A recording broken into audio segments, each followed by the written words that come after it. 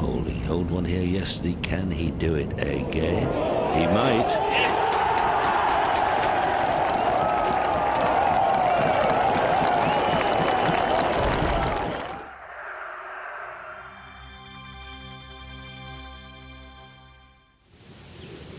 When I think about the fundamentals of putting, I really go back to the fundamentals of the golf swing. You first start with the grip.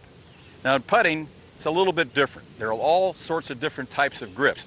There's one grip I think is a very good grip to have, and that's the Bobby Locke grip. Bobby Locke was the great South African player who many players think was the greatest putter who ever played the game. He thought that the thumbs should go straight down the top of the shaft in the grip.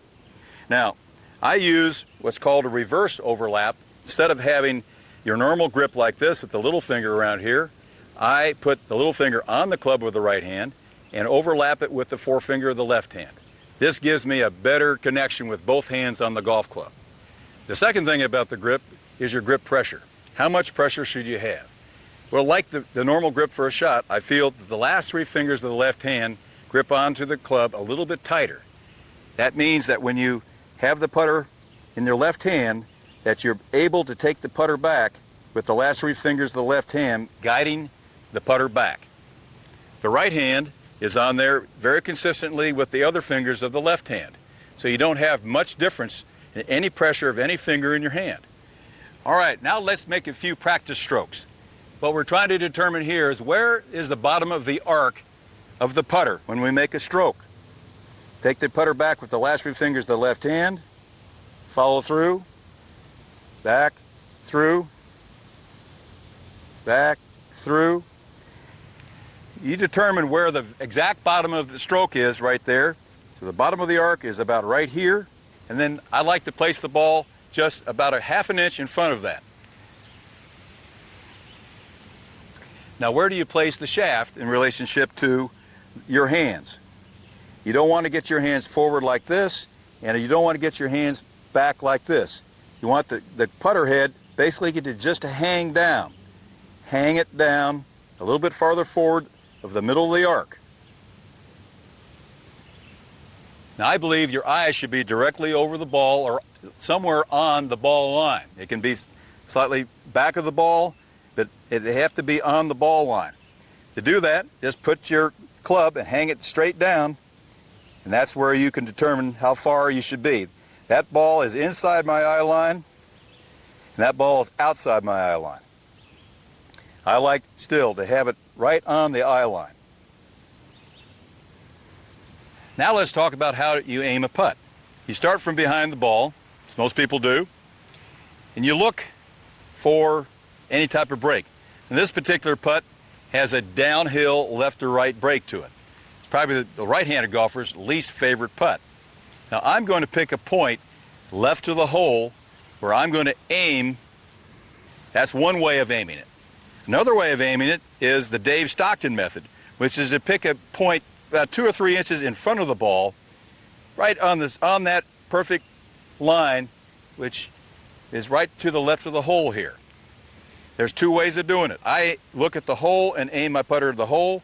Dave Stockton takes it and aims it at a point right here.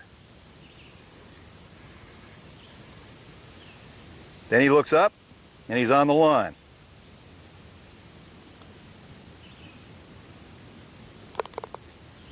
Now that you've decided how much break you want to play in this putt, let's talk about the actual putt itself. When you step up to the ball here, my father said when I was a kid, listen for the ball go in the hole. You make the stroke and listen for it to go in the hole. Did it go in? Yes, it did. Now, you may have seen another famous golfer of recent fame do the same thing. He also has the initials TW. Tiger Woods. You will notice when Tiger makes his stroke, he looks for at least a count of 2 before he looks up after he hits the ball. And that's usually the result of a Tiger Woods putt.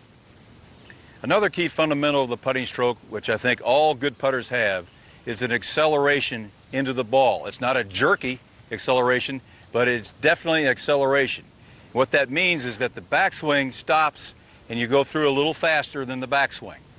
You want to make sure that the putter head does not go back farther and come through and stop. That means that you're slowing the putter down and the club can twist this way coming down into the ball. If you're accelerating through back and going through faster than your backswing, you will keep the putter head on line a lot easier. Now let's see if that works in practice.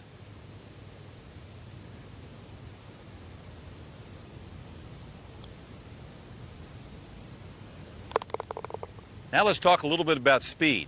You can either just dive the ball in this hole, or you can hit the ball in with some speed.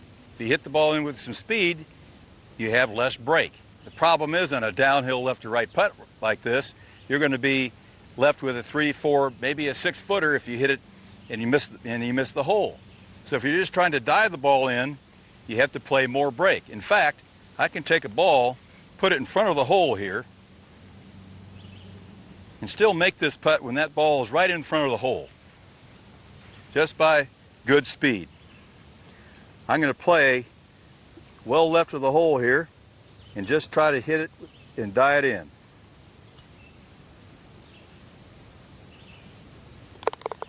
Now let's talk about practicing putting. I've been putting a downhill left to right putt. It's very fast. Now when you're practicing putting before a round of golf or before a competitive round of golf, make sure you do what I do. I usually take a 20 to 30 foot putt and I practice it downhill, then I putt back to the same cup, back uphill. Downhill, uphill. I do it 4 or 5 times to get a good feel for the speed of the greens. That's essential. You want distance. You want distance control with your putting, and that'll give you a sense of good feel for the greens that day.